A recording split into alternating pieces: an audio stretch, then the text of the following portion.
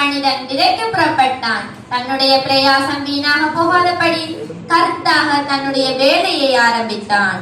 ஆனாலும் அவன் விதைத்த விதைகளில் சில விதையோ பலன் கொடுக்கவில்லை.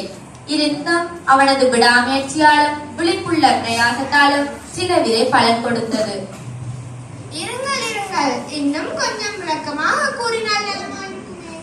சரி சரி கூறுகிறேன், கவனமாய் கேளுங்கள். மத்தேயு 13:4-23 இயேசுவே கூறுகிறார். அது ஓர் உமைக்கதைதானே. கொஞ்சம் பொறுங்கள், அதற்குள் பெரிதான உண்மை அடங்கி இருக்கு. அவன் விதைத்த விதைகளில் சில விதையோ வழி அருகே விழுந்தது, சில விதையோ முள்ளுள்ள இடங்களிலும் விழுந்தது, சில விதைகளோ கல்லில்லாத மண்ணில்லாத கற்பாறைகளிலும் விழுந்தது, சில விதைகளோ நல்ல நிலத்திலும் விழுந்தது. அக்கா, விதை என்றால் என்ன? இயேசு அந்த 3 இடங்களுக்கு என்ன அர்த்தம் என்று கூறினார்? அவசரப்படாத, இவர்கள் முக்கியமான செய்திக்குள் வந்து விட்டார்கள். வழி அருகே விதைக்கப்பட்ட விதைகளை பறவைகள் வந்து அதை பட்சித்து போட்டன. அந்த விதையை விதைத்தவர் முளைக்காமல் போய்விட்டது என்று கவலைப்பட்டிருப்பார் இல்லையா? நீ விதையை பற்றி சிந்திக்கிறாய், ஆனால் விதை என்று இயேசு கூறுகிறது என்ன என்று தெரியுமா? சரி, விதை என்றால் ராஜ்யத்தின் வசனம். புரிந்துவிட்டது. அப்படி என்றால் ராஜ்யத்தின் வசனத்தை கேட்டு உணராமல் கொள்ளாமல் வந்து அவன் இருதயத்தில் படித்துக் கொண்டதை தான் வழியறிய விதைக்கப்பட்ட விதை என்று கூறுகிறீர்கள். சரியாக சொன்னீர்கள். அப்படி என்றால் கற்பாறை நிலத்தில் விழுந்தது. அடுத்து அதை பற்றி தான் பேச போகிறேன். கற்பாறை இடங்களில் விதைக்கப்பட்டது என்ற வசனத்தை கேட்டதும் அவன் சந்தோஷத்துடன் ஏற்றுக்கொண்டான். என்னது, ஏற்றுக்கொண்டானா? ஏற்றுக்கொண்டான். ஆனா அக்கா, நேரம் போகுது, வேகமா சொல்லுங்க. தனக்குள்ளே வேறில்லாதவனாய் கொஞ்ச காலம் மாத்திரம் நிலைத்திருக்க வசனத்தின் நிமித்தம் உபதிரவமும் துன்பமும் உண்டான உடனே இடரடைந்தான். எல்லாம் போச்சு. அப்ப முள்ளிடத்து விதை நிலவரம்? அதுவும் கவலையான செய்திதான். வசனத்தை கேட்டார்களா, இல்ல வசனத்தை பேசியவர்களுக்கு எதிராக எழுப்பினார்களா? வசனத்தை கேட்டவனாக இருந்தாலும் உலக கவலையும் ஐஸ்வர்யத்தின் மயக்கமும் அவனை நெருங்கி போட்டது. அப்ப அவன் பலன் கொடுத்திருக்க வேண்டுமானால் என்ன செய்திருக்கணும்? அவனுடைய நிலம், அதாவது அவனுடைய மனம் சரியான நிலவரத்தை அல்லது அவன் இருதயம் நல்ல பண்படுத்தப்பட்ட நிலமாக காணப்பட்டிருந்திருக்க வேண்டும். அப்படி என்றால் அவர் வாய்வழிக்க பிரசங்கம் இருந்து வரும் உலக கவலையும் ஐஸ்வர்யத்தின் மயக்கமும் லேசாக அவனை நெருங்கி போட்டது.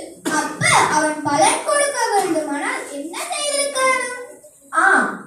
நல்ல நிலம் அப்பொழுதும் காணப்பட்டது, நல்ல இருதயம் இப்பவும் காணப்படுகிறது. இதனால் இறுதியாக நல்ல நிலத்தை பற்றி உண்மையாக கூற மறக்கவில்லை. நல்ல நிலம் சரியான பலனை கொடுத்துச்சா? பலன் கொடுத்துச்சு, ஆனா எல்லாம் 100% பலனை கொடுக்கவில்லை.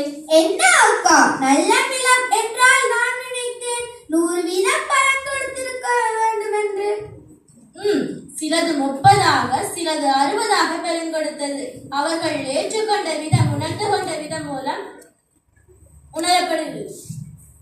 இவ்வாறாக பலன் கொடுத்ததுக்கு என்ன சம்பவிக்கும், என்ன செய்யப்படும்? களஞ்சியம் என்றால் பரலோகம் என்று கூறலாம். ஏனெனில் மத்தேயு 13:19 ராஜ்யத்தின் வசனம் என கூறப்பட்டிருக்கிறது. அப்படி என்றால் விதைக்கப்படுகிற விதையான வசனம் யாருக்குள் பிரயோசனமானதாக இருக்கிறதோ அவன் பூரணத்தை அடைந்து பரலோகம் சேருகிறான். அது மட்டுமா, நாம் நம்மை மாத்திரம் ஆதாயம் செய்யாமல் மற்றவர்களையும் ஆதாயம் செய்ய வேண்டும். இதற்காகத்தான் இந்த உவமையை இயேசுவும் கூறுகிறார். அது மட்டுமல்ல, நாம் இந்த வசனத்தை கூறும் போது கேட்கிறவர்கள் சிலர் மேல் நாம் பேசியவாறு ஒவ்வொரு விதமாக காணப்படுவார்கள். இருந்தாலும் நம்முடைய பிரயாசம் விருதாவாய் போகாதபடி தேவன் நமக்கு பக்தியுள்ள ஆத்மாக்களை தருவார். முடிவாக நாம் ஒரு பாடலை பாடி செல்லுவோம்.